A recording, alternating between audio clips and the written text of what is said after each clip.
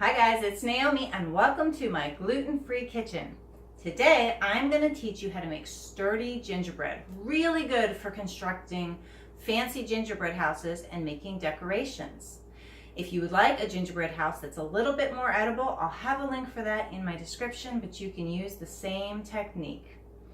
And don't forget, if you want to get more gluten-free recipes, either subscribe on my YouTube channel or follow me on Facebook. Are you ready to get started? Let me put this away. Okay, now I will tell you that this recipe makes enough for a small gingerbread house. That house right there took 2 gingerbread batches, and I always tell people, make an extra just in case you have oopsies. Each batch that I tell you to make will fill up a jelly roll pan. And so when you place your templates on the pan, it'll tell you how many batches you need. If you need 2 pans, you'll need 2 batches. If you need 3, you'll need 3, etc. And remember, always make 1 extra just in case you make mistakes. Let's go ahead and get started. Now, for this gingerbread recipe, we are going to use a lot less fat and sugar than you might be expecting, and you'll notice some items are missing, like salt or leavening. That's because we want to get all the gas out of the gingerbread. We want to make it as strong and sturdy as possible. We don't want there to be any air pockets or weak parts in our structure. First thing we're going to do is use 56 grams, or about a 1/4 cup, of brown sugar.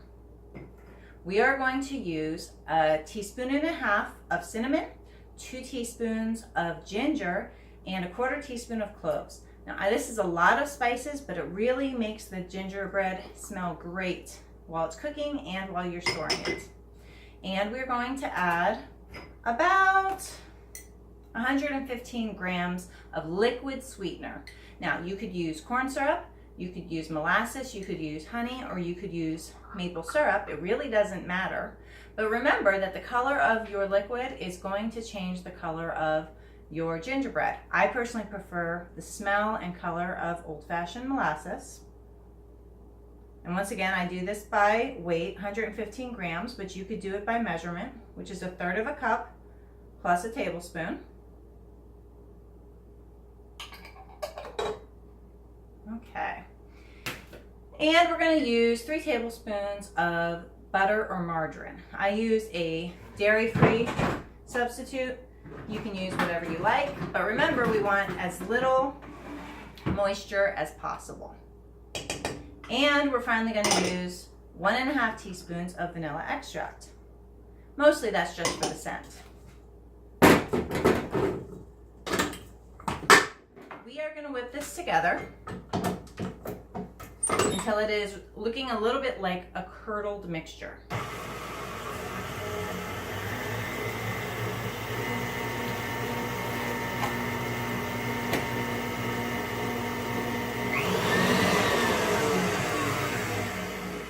And if your margarine is soft enough, it'll actually get smooth on you. Let me show you what that looks like.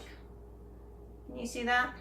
To that liquid mixture, we are going to add 1 1/3 cups, or about 175 grams, of a good cup-for-cup gluten-free flour. Now, you know it will work if it's regular flour or a good cup-for-cup flour. Don't bother trying to swap this out for odd stuff, okay? It's not going to work. But a good cup-for-cup flour, any brand should do you. I personally like Better Batter because I'm the Better Batter lady, but GF Jules is a good one. You could probably get away with some of the other ones that are in the stores.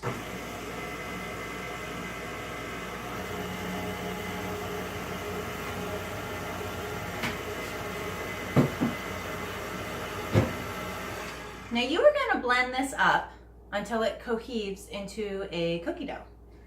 It's going to start really soupy, and then it'll very quickly get together. It will look much stickier than it is.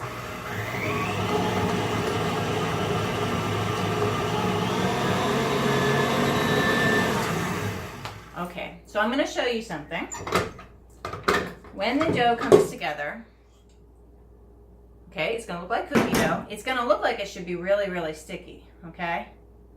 But as it settles, when you go to roll it in your fingers, you're going to notice it doesn't stick to your fingers, okay?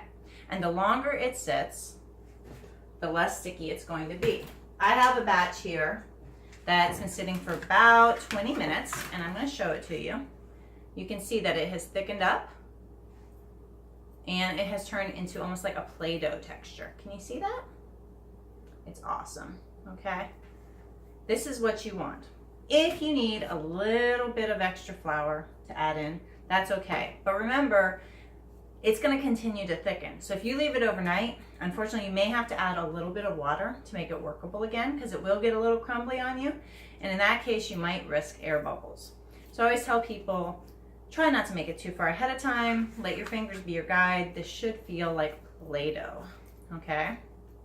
Now I did a double batch here, so I'm splitting off half of it, just so you can see how much you should have. When you're done, you should have about a pound, okay? Should be enough to hold in 2 hands, 2 cups worth, maybe 3 cups. And you are going to cut a parchment paper you're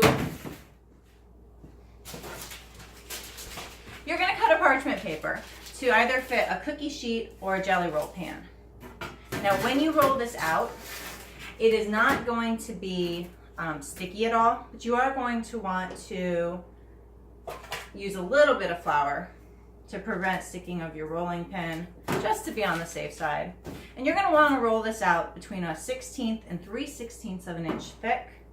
Let me find my rolling pin, show you how that goes, okay? So you're just going to roll it, roll it,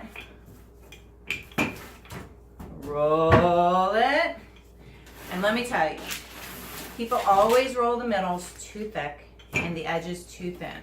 Okay, they have these cool little guides that you can buy that will help you know exactly how thick you're rolling it. But I have found, if you're buying better batter from our shipping warehouse, that the actual thickness of our box, the corrugated cardboard thickness, is about 3/16 of an inch thick. So you can use that as a guide. You could use those fancy rollers. You could just say, okay, well, it's going to mostly fill up a cookie sheet, okay? It's not going to entirely, no matter how accurate I've been and measured with a scale, I've never entirely filled up a cookie sheet or a jelly roll pan with this recipe. You shouldn't expect to. You should expect there to be some free space, but it should be pretty close. The important part is to get the thickness correct and get it as even as possible. This will be very easy to work with, okay? And I don't know if you can see this. It is thin. It's about the thickness of a sheet of corrugated cardboard. Now, I'm going to back the phone up so you can see what I am doing. So give me just a second.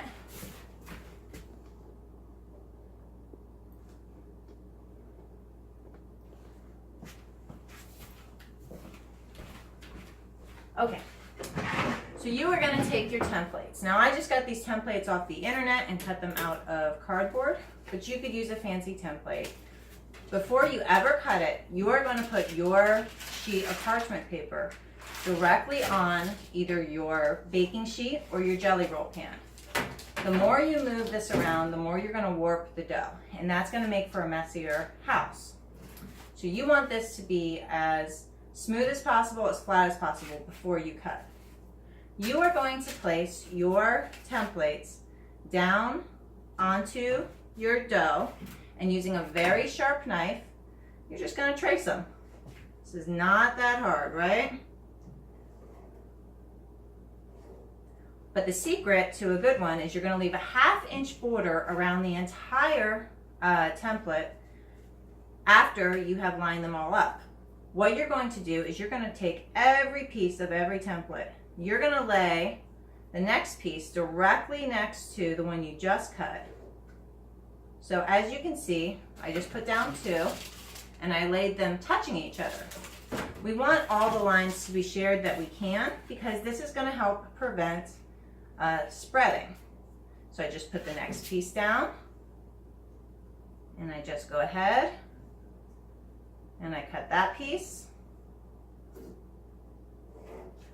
And I put the next piece down, directly touching, and I cut that piece. And I put the next piece down, once again, directly touching to prevent spreading. And I outline it.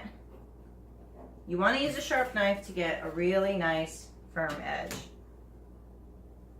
And you just keep going until all your pieces are on. And you've cut everything. At that point, you remove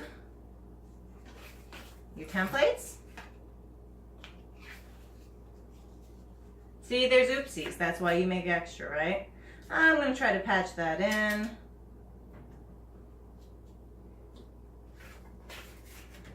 And then you're going to cut a 1/2 inch border around the outside of the entire template.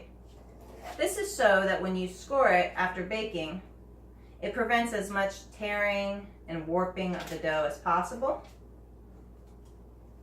And you are only going to remove the extra dough that is on the outside of your border. So all you will be left with at the end, let me show you, is a template that's touching and a 1/2 inch border all around. You are going to place this into, into a 350-degree oven, and you're going to bake it for 25 to 30 minutes. Now, I will tell you that this will get right on the edge of overcooked, okay? This is not eating gingerbread, remember. But as soon as you take it out, at about 25, 27 minutes, you have exactly 30 seconds, maybe up to a minute, to take your knife and to quickly score those lines again, because they will have baked together. Let me show you what that looks like.